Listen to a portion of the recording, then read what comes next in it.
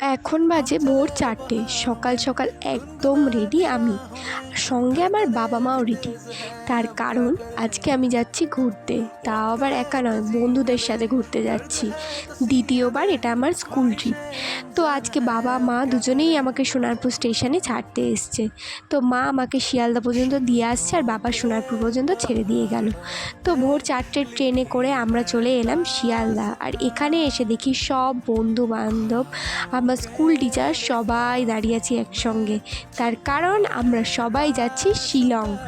তো আমাদের ট্রেন চলে এসছে ঠিক টাইম মতো। আমরা আশা করেছিলাম একটু লেট হবে, কিন্তু না, একদম ঠিক টাইমে আমাদের ট্রেন এসছে এবং ঠিক টাইমেই আমাদের ট্রেনটা ছেড়ে দিয়েছে।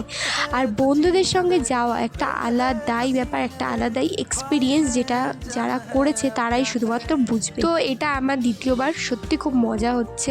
আর আমি এখন কলেজে পড়ি, কিন্তু আমাদের স্কুল টিচাররা আমাদেরকে নিয়ে যাচ্ছে এক্স স্টুডেন্ট হিসেবে। এখন দুপুরের লাঞ্চটা দিয়ে দিয়েছে। চলো নেক্সট ভিডিওয়ে দেখা হচ্ছে আর কি করলাম।